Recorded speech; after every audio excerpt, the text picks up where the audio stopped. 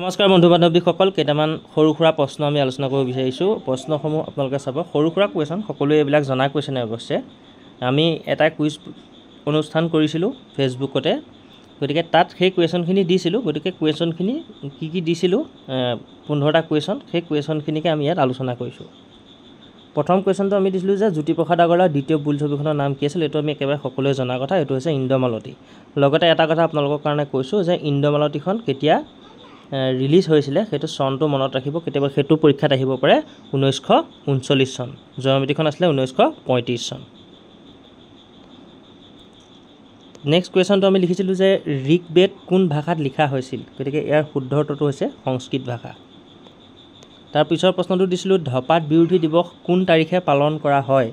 ধপাত বিৰোধী দিৱস 31 মে' তাৰিখে পালন কৰা হয়।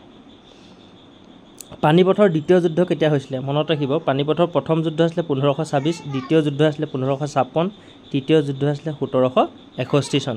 গতিকে আমাক ইয়াত দ্বিতীয় যুদ্ধৰ কথা সুধিছে, গতিকে শুদ্ধ উত্তৰটো হ'ব 1556। পিছৰ প্ৰশ্নটো সুধিছিলোঁ যে আটাইতকৈ সৰু যুগ্ম মৌলিক সংখ্যাটো কি। আটাইতকৈ সৰু যুগ্ম সংখ্যা বুলি যদি সোধে, অকল যুগ্ম বুলি সোধে তেতিয়া 2 হ'ব, কিন্তু যুগ্ম মৌলিক বুলি সুধিলেও 2 হ'ব, কাৰণ 2টো এটা মৌলিক সংখ্যা। ঠিক আছে, মনত ৰাখিব। তাৰপিছৰ প্ৰশ্নটো আছিলে নিউ লেম্পছ ফৰ অল্ড কাৰ ৰচনা, অৰ্থাৎ নিউ লেম্পছ ফৰ অল্ড নামৰ গ্ৰন্থখন কোনে লিখিছিল। তোৰ শুদ্ধ উত্তৰটো হৈছে অৰবিন্দ ঘোষ। নেক্সট প্ৰশ্নটো আহিছিলে স্বত্ববিলোপ নীতি উদ্ভাৱক, এইটো খুব আহি থাকে পৰীক্ষাত, বিভিন্ন পৰীক্ষাত আগতে আমি পাই আহিছোঁ। এই শুদ্ধ উত্তৰটো হৈছে লৰ্ড ডেলহাউচি। পিছৰ প্ৰশ্নটো আছে ৰামচৰিত মানস কাৰ ৰচনা, এইটো প্ৰায় পৰীক্ষাত আহি থকা প্ৰশ্ন। শুদ্ধ উত্তৰটো হৈছে তুলসী দাস। নেক্সট কুৱেশ্যনটো আছে বায়ুমণ্ডলত অক্সিজেনৰ পৰিমাণ কিমান। বায়ুমণ্ডলত অক্সিজেনৰ পৰিমাণ হৈছে 28%, 78% নাইট্ৰজেন থাকে। ইয়াৰ পিছৰ প্ৰশ্নটোলৈ যাওঁ। হৰি মাষ্টৰৰ দোকান চুটিগল্পটোৰ ৰচক কোন, অৰ্থাৎ হৰি মাষ্টৰৰ দোকান চুটিগল্পটো কোনে ৰচনা কৰিছিল। ইয়াৰ শুদ্ধ উত্তৰটো হৈছে সৈয়দ আব্দুল মালিক।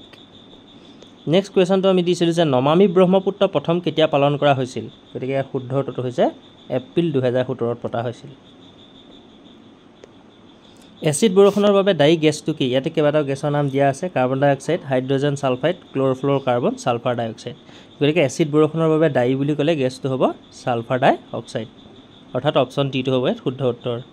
জাপানৰ মিনামাটা ৰোগৰ কাৰক কি, এইটো বিভিন্ন পৰীক্ষাত আগতে আহি থকা আমি দেখিবলৈ পাইছোঁ। গতিকে ইয়াৰ শুদ্ধ উত্তৰটো হৈছে পাৰা। নেক্সট কুৱেশ্যনটো আমি দিছিলোঁ যে গ্ৰীণ হাউচ এফেক্টৰ মুখ্য গেছ কি। গ্ৰীণ হাউচ এফেক্টৰ মুখ্য গেছটোৱেই হৈছে কাৰ্বন ডাই অক্সাইড।